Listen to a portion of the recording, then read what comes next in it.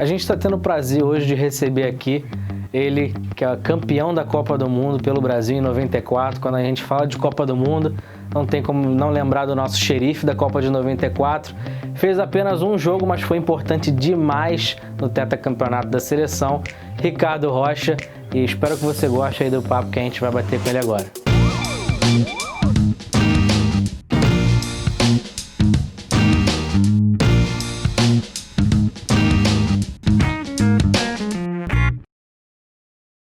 Ricardo, eu queria saber primeiro de você, qual foi a sensação de ter sido convocado para a Copa do Mundo?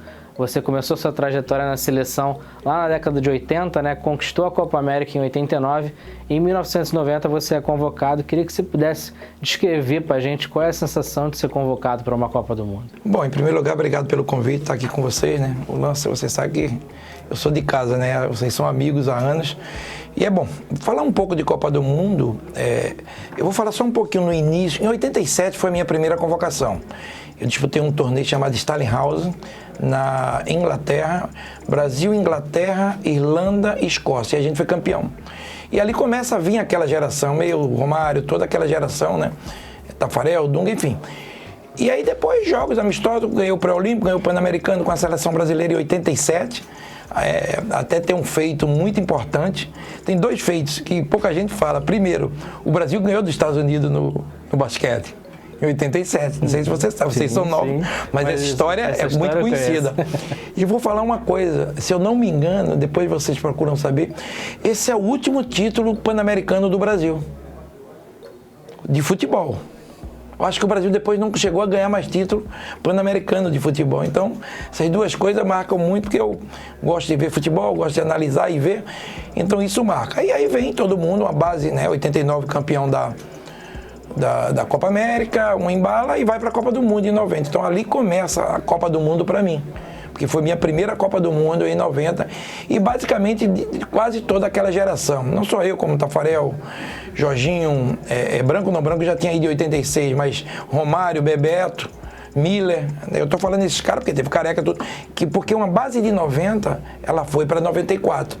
Se eu não me engano, foram 10 jogadores daquela seleção de 90 que foi para 94. Aí, Ricardo, você joga ali aquela Copa de 90, o Brasil, infelizmente, é eliminado pela Argentina já nas oitavas de final. Queria que você pudesse contar o que faltou ali para aquela seleção ir mais longe no torneio. Bom, dava. O Brasil arrebentou com a Argentina. Futebol é o único esporte do mundo que você joga bem e perde, tá? Se você jogar bem no basquete, você ganha. Se você for jogar bem no vôlei, você ganha. Futebol, não. Futebol, a gente massacrou, 3 bolas na trave, chances de gols perdidos, eles foram lá no contra-ataque, 1-0 e outra coisa. A gente saiu na oitava de final, porque era Brasil e Argentina, 2 times cascudos. Como o Brasil perdeu da Itália em 82, nas oitavas de finais. Né? Então, o futebol, Copa do Mundo tem isso. E pouca gente sabe, vocês são mais jovens, a Itália foi campeão do mundo com 3 empates na primeira fase. A Itália não ganhou nenhum jogo na primeira fase. Empatou 3 jogos e aí pegou o Brasil. Ali poderia acontecer, porque tinha camisa em jogo, como é Brasil e Argentina. Então a Argentina ganhou de 1-0, gol do Canidia, a gente ficou muito chateado. Mas assim, faz parte do jogo. Ricardo, agora eu soube de uma história curiosa aqui no lance, que você foi esquecido pela delegação da seleção brasileira lá na Copa de 90, você e o Jorginho, vocês foram fazer um antidoping ali, quando voltaram, cadê a seleção? Eu queria que você contasse um pouco dessa história. A pessoa que te deu carona está aqui trabalhando com a gente na redação hoje em dia.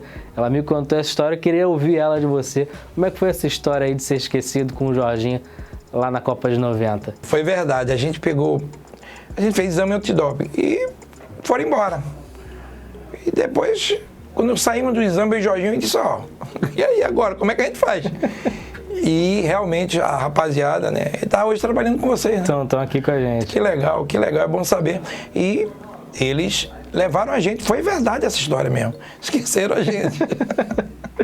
Que história boa, cara. E aí a gente vai avançar um pouquinho no tempo agora, já ali nas eliminatórias da Copa do Mundo de 94. O Brasil perigando a ficar fora ali pela primeira vez numa Copa do Mundo. Mas chega o fatídico jogo Brasil e Uruguai, com o Romário, e aí o Brasil consegue avançar. Eu queria que você relembrasse aquele jogo, aquela partida e a promessa que o Romário te fez naquela partida. Eu vou um pouco antes, né? Porque realmente a chave ela muda no jogo de Recife. Quando a gente estava sendo vaiado, a gente joga com a Bolívia em Recife. E a gente ganha de 6-0. Primeiro tempo 5-0, o Brasil fez uma bela partida, o Brasil jogou muito bem. Eu acho que ali foi arrancada. E ali foi uma ideia que eu tive de mãos dadas. As mãos dadas, ela vem porque em 83, eu era garoto, tinha 20 anos, a gente foi fazer uma final Sport Náutico Santa Cruz, um tri-super campeonato, e calhou de a gente Santa Cruz e Náutico ia para a final. E teve essas mãos dadas. 10 anos depois, em Recife, eu estava no vestiário e eu me lembrei. A gente estava sendo muito vaiado aqui no Brasil. Eu falei, vamos entrar de mãos dadas. Quando a gente entra, e o resultado 6-0. Então, aquelas mãos dadas, ela vai de Recife até o último jogo da Copa. Então, quando vem para aqui, para o Rio, um espetáculo. A gente já estava bem, o time já com moral. O Romário tinha voltado para a seleção brasileira, o primeiro jogo. O Romário não jogou a eliminatória, o Romário jogou aquele jogo, né? Um jogo, quer dizer, jogou a eliminatória porque era uma eliminatória, mas praticamente não jogou. E ele volta aquele jogo e do Uruguai, e a gente estava fazendo aquecimento e ele falou para mim, vou fazer 2 gols, vou dar caneta, chapéu, vou arrebentar, Ricardo. Ele estava querendo, né? E ele ainda brincou, ele falou, quando eu fizer tudo isso, quando acabar o jogo, eu vou correr atrás do Zagallo, vou meter a porrada do Zagallo. Porque ele tinha uma briga com o Zagallo, mas a gente sabia tudo isso, mas graças a Deus aconteceu tudo, menos a briga, que a gente, claro, não ia deixar, e ele estava muito feliz também, mas o que ele prometeu, eu estava dentro de campo com o Ricardo Gomes, a gente jogando na zaga, e logo no início do jogo ele dá um chapéu no cara. Canapes era um zagueiro uruguai que jogava aqui no Atlético Mineiro, ele dá um chapéu. Eu olhei para o Ricardo e disse, é hoje que o homem... Aí ele dá uma caneta no primeiro tempo. Ele dá a caneta. Então, caneta e chapéu que ele prometeu, a gente ia descer no túnel, quando lá dentro do túnel, eu falei, e aí, irmão? Ele disse, tu não viu não a caneta e chapéu? Os gols vêm agora. E vieram. É o jeito dele, né? O jeito do Romário. Um jogador espetacular, um baita craque. E é a maneira dele ser. Então, isso ajudou também. É um grupo. Eu sempre digo, ninguém ganha nada sozinho. A gente sofreu em 90, aqueles 10 jogadores juntos que estavam em 94. Como você falou, eu queria só te falar uma coisa. A dor da derrota, isso vai para mim e para vocês também, que trabalham aqui, né? Quando você perde alguma coisa, como a gente perdeu, você sofre muito, ela te ensina mais. A dor da derrota, ela te ensina mais do que a vitória. Porque a vitória, todo mundo bate nas tuas costas, beleza, tu é craque, tu é bom. Né? E a gente precisou perder em 90 para ganhar em 94. Precisou perder em 66 para ganhar em 70. Precisou perder em 98 para ganhar 2002. E uma base toda de 66, uma base de em 70, uma base de 94 estava em 90 e uma base de 98, Roberto Carlos, Ronaldo, Rivaldo, estavam ali, algum outro jogador, estavam lá. Então, a dor da derrota, ela te ensina muita coisa. E nos ensinou. A gente precisava ganhar. A gente sabia que era muito difícil. Como foi? Ganhar uma Copa é muito difícil. Se fosse mole, o Brasil não estaria 20 anos aí. Estamos 20 anos sem ganhar a Copa do Mundo. Se a gente não ganhar esse ano, vai ser 24. Igual 70 para 94. Exatamente. É muito difícil ganhar uma Copa do Mundo. É cascudo. Mas eu acho que a gente está no caminho certo. O que ficou bastante marcado naquela Copa do Mundo foi o gesto das mãos dadas, né? Todos os jogos, desde o primeiro jogo até a final, vocês entraram com as mãos dadas ali, num ato muito simbólico. Eu queria que você falasse um pouco sobre isso e se aquele gesto foi o fator primordial da união daquele grupo para ser campeão da Copa do Mundo. Foi. Mas quando fala em talento, eu vou te falar da nossa época, daqueles jogadores, tá? Todos os jogadores tinham muito talento. Porque a turma fala, só marcou. Mentira. O Brasil não sofreu na Copa do Mundo. Eu te digo, eu queria que mostrasse todos os jogos de Copas. Talvez a seleção que sofreu menos foi essa. Nós passamos bem da primeira fase. Nós passamos muito sufoco assim, com um a menos, com a expulsão do Leonardo, com os Estados Unidos. Mas não sofreu. Tafarel não fez grande defesa, porque a equipe marcava bem. E quando precisava, tinha Tafarel no gol. Um dos maiores goleiros do mundo para mim. Aí a gente vai contra a Holanda, bem, 2-0, mandando no jogo, a Holanda faz 2-2, logo após o branco faz 3-2, mas a gente foi superior. Ninguém foi superior naquela Copa ao Brasil. Ninguém vai para uma semifinal, massacra a Suécia, massacra 1-0 que podia ser 8. Muitos gols perdidos. E na final a gente foi um pouco melhor do que a Itália. Final é final. Pegamos. Hoje, se você pegar, você me diz assim, Ricardo, qual é a melhor seleção? Não tem. A França, a melhor seleção da época era a italiana. O futebol visto no mundo era o italiano. Não era o francês, no espanhol, zero, era o italiano, não era o inglês. Então, o futebol jogado no mundo era o italiano, muita marcação. E a gente diz, vamos igualar, porque o resto a gente... Vamos ver o que é que acontece. Então, a gente trabalhou com a cabeça, o Parreira trabalhou com a cabeça. Ninguém ganha nada sozinho. Ninguém ganha nada sozinho. Nem eu, nem vocês precisam. O cara da Câmara, de outros. Então, tudo isso é um trabalho feito por todos, dando as mãos. Então, aquelas mãos dadas em Recife, que foi para a Copa em 94, é isso que a gente queria passar. A gente está unido e precisamos de vocês. Foi muito importante, de fato. E ficou um marco, né? Marco. Todos os jogos vocês entraram com as Todos. mãos. Depois do Recife, todos. Você já comentou um pouquinho, né? Como é que foi ficar fora ali das 4 linhas. Mas eu queria que agora você falasse como é que foi, qual foi o seu papel ali nos bastidores da seleção, né? Pediram para você continuar ali, você ficou e foi muito importante ali nos vestiários para aquela conquista, né? Eu queria que você comentasse qual foi o seu papel. É claro que sim. Deixa eu te falar, o jogador conhece teu corpo, você conhece quando erra. Quando eu senti uma dor forte, né? E aí fiquei preocupado. Eu falei, meu Deus. E quando fizemos o exame lá, deu realmente que eu tive um estiramento, precisava de 3 semanas. Era primeiro jogo, 3 semanas acabou a Copa. 3 semanas acabou a Copa. E aí a gente foi, né? Foi para a Copa do Mundo. Né, chegando lá, depois da minha lesão, os jogadores reunidos, quer dizer, a comissão técnica ele é muito importante, então vamos tirar. E eu fiquei lá, e fiquei no banco da final. Eu fiquei em todos os jogos no banco, mas assim, para jogar o primeiro jogo que eu joguei, estava melhor na final. Nos outros jogos não tinha condições ainda de jogar. Mas eu acho que a zaga brasileira foi muito bem. Aldair e Márcio Santos, para mim, foram os 2 melhores zagueiros da Copa do Mundo e fomos campeões. Era uma zaga que não seria aquela zaga, não seria. Mas deixa eu te falar uma coisa. Gomes, né? Vocês já viram, isso é como a minha experiência de vida. Normalmente, o time que começa não termina. Gravem isso, tá? É claro que eu queria que terminasse, o time que iniciasse fosse bem entrosado e vamos embora. Mas tem lesões, tem cartões, tem taticamente né? Você vê, o Mazinho não era titular, entrou no lugar do Raí. O Aldair estava no banco, entrou no meu lugar. O Branco não era titular, eu era o Léo. Pega de 2002, o Hermes era o capitão antes da Copa, machucou, como o Ricardo Gomes machucou, foi cortado. O Kleberson entra. Não, o Edmilson não era aquele time. Não era aquele time. Então você vai ajustando às vezes dentro de uma Copa do Mundo. E você já citou um pouco, né? Você foi mantido ali com a delegação. Queria saber, cara, qual foi aquele seu papel, né?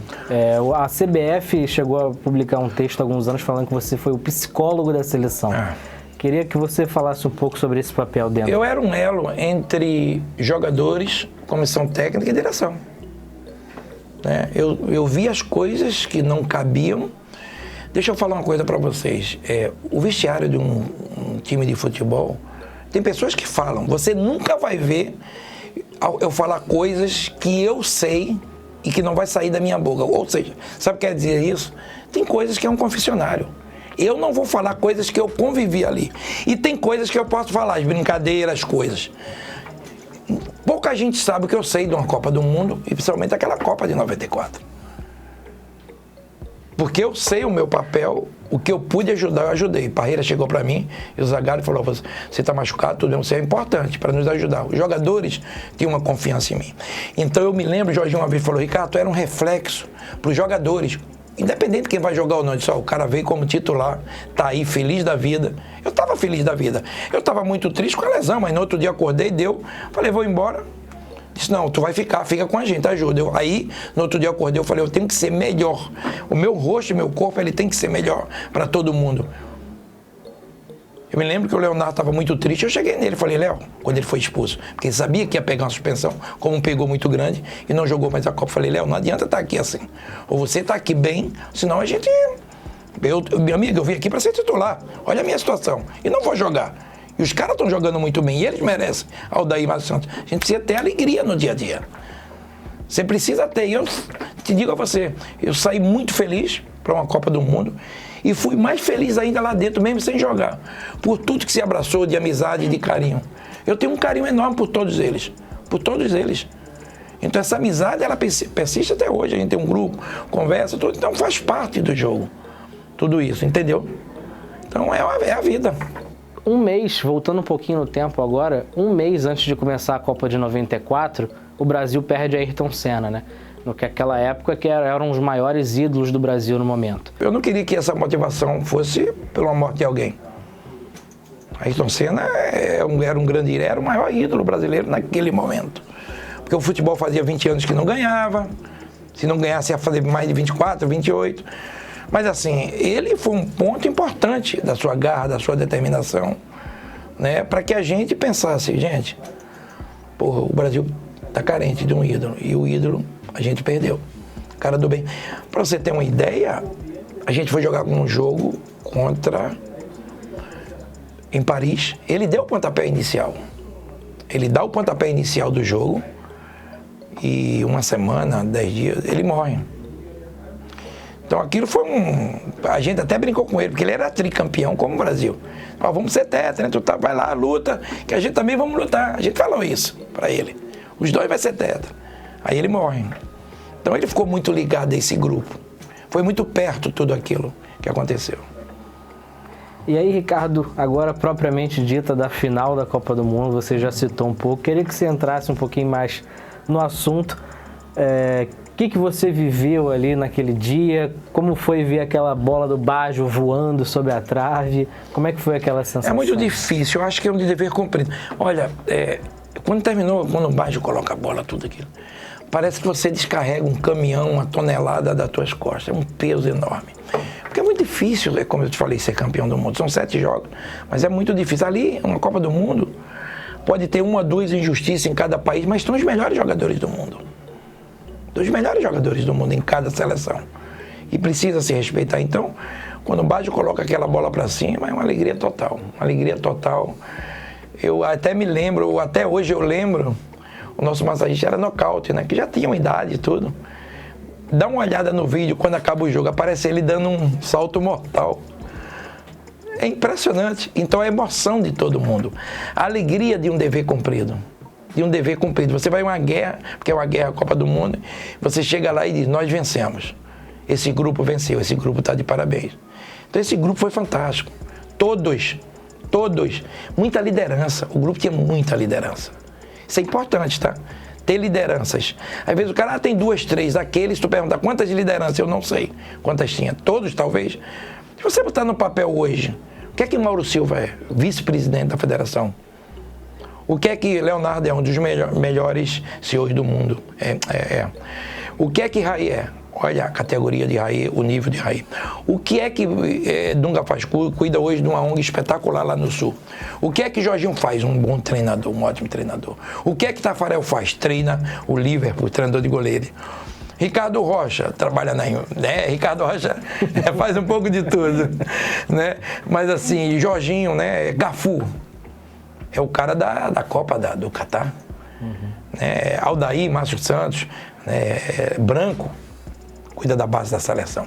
Olha quanta... Tem mais, Paulo Sérgio, tem muitos. Zinho, os melhores comentaristas aí que a gente tá vendo. Romário, senador, Bebeto, deputado estadual. Então, gente, isso aí não é por acaso, é muita liderança. O couro comia, a gente conversava, a gente falava de futebol. Não tinha história. Tinha brincadeira, tudo. Faz parte, ninguém vai ficar, mas quando a gente tomava o nosso cafezinho, vamos jogar, a gente tem que ganhar, vamos marcar esses caras têm que sofrer. Falava de futebol. E outra coisa, não ficava 1, 2, 3, ficava todo mundo ali batendo papo depois do almoço, depois do jantar, não todo dia, toda hora, mas falava de futebol, principalmente antes dos jogos. Então isso foi muito importante pra gente, esse crescimento, esse amadurecimento, mas ele veio com a derrota de 90.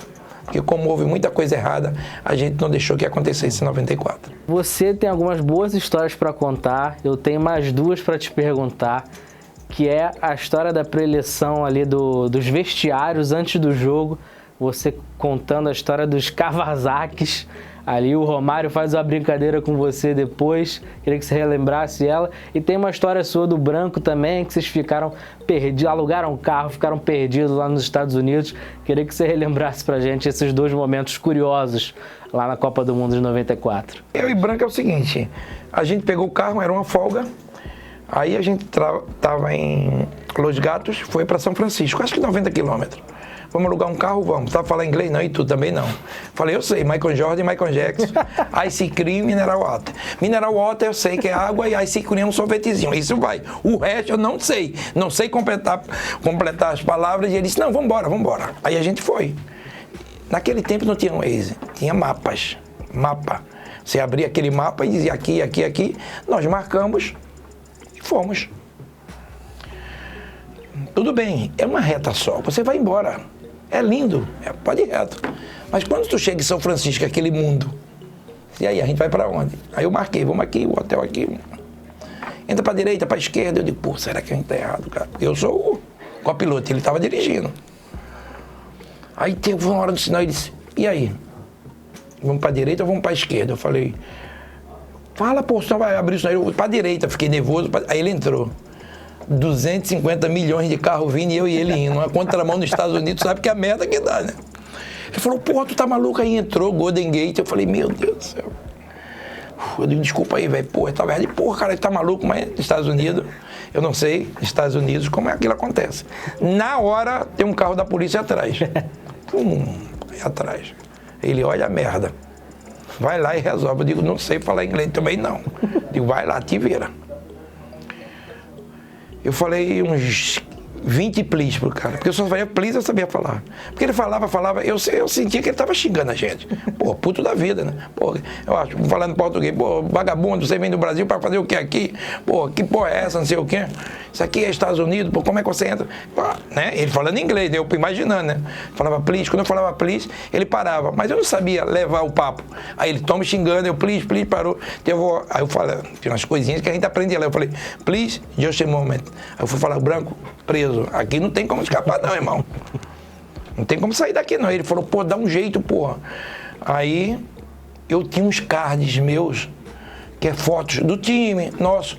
Aí eu, 21º please. Aí ele olhou pra mim já puta, não aguentava nem please. Aí eu mostrei o card. Aí quando eu mostrei as fotos nossas, mudou tudo. Aí o cara falou não, né? Falou as coisas dele lá, né? Aí eu entendi, só que é Pelé Cosme, ele falando, né? Só que Pelé. Né? Só que, ele falou, né? Só que eu sabia, claro, Pelé todo mundo, e o Cosme, eu já digo, ele deve estar... Pelé, Cosme, Estados Unidos, Brasil. Aí eu falei, graças a Deus, meu Deus do céu.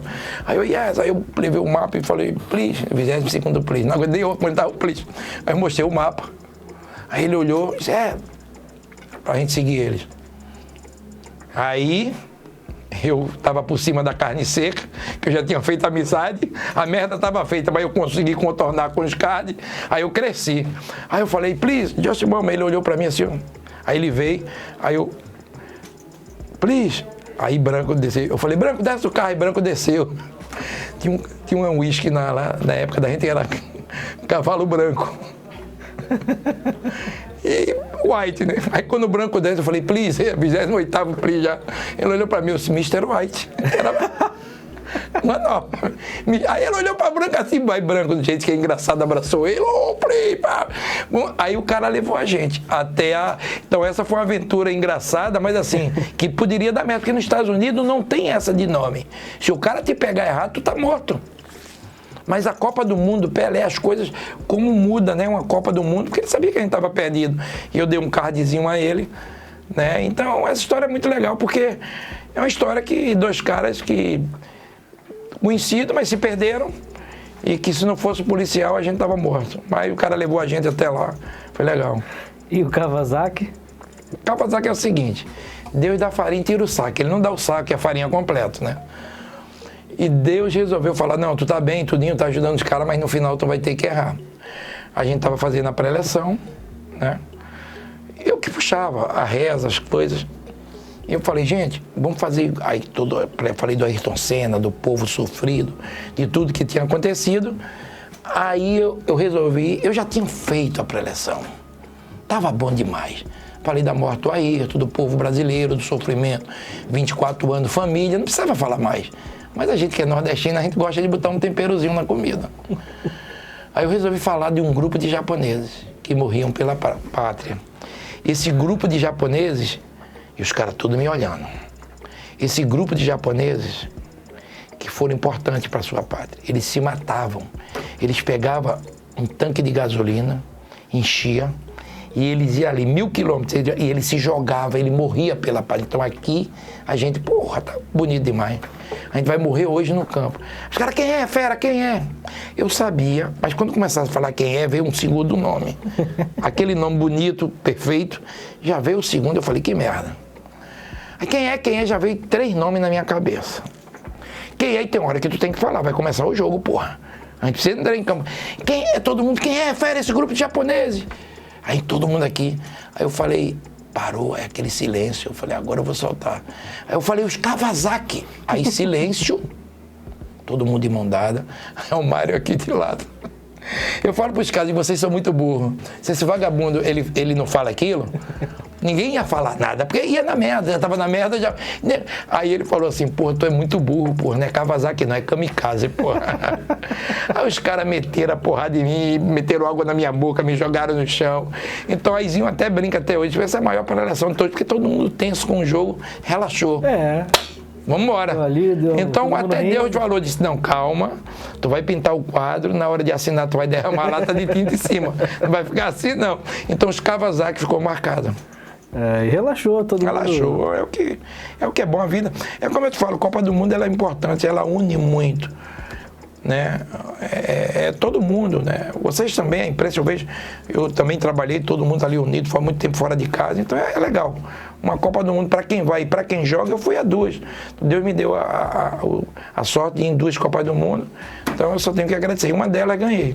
Depois de se aposentar, você virou comentarista também, participou de coberturas de Copa do Mundo na televisão. Queria que você pudesse falar um pouquinho como é que foi estar do outro lado, né? Do nosso lado. Muito diferente, né? Porque é outra coisa, é outro trabalho, né? Você não tem aquela responsabilidade, você tem a responsabilidade de fazer um ótimo trabalho, um bom trabalho. Porque no Brasil as coberturas são maravilhosas. Então, eu acho que assim, eu tive a oportunidade, né? Tive em 2010 fazendo, 2006 eu tive, mas trabalhando mesmo em 2010, né, pela revista Placar, eu fui trabalhando e em 2014 no Brasil, no campo, trabalhando. Uma emoção muito grande, a tristeza do 7-1 que faz parte, tem que esquecer, mas assim, me ensinou muito. É muito difícil, se trabalha muito. Você tem que estar lá dentro para ver o trabalho realmente que é de todos. Mas assim, feliz participar dessa Copa do Mundo. Participei também da Copa dos Estados Unidos, não, da Rússia, mas aqui no Brasil, tendo um programa, né, na Fox, eu e Prieto entrevistando os treinadores brasileiros, mas é como eu tive vários trabalhos para fazer Copa do Mundo e todos eles eu gostei e estamos aí trabalhando, né? E como foi trabalhar principalmente no que foi uma das maiores tragédias do futebol brasileiro, que foi o 7-1? Como foi viver aquele momento ali? Foi triste, né? Porque eu não acreditava, a bola entrando, eu falei, caramba, primeiro tempo, 5 gols, 6 gols, eu acho. Falei, caramba, é incrível, o toque de bola, a apatia do time. O time aceitou os gols.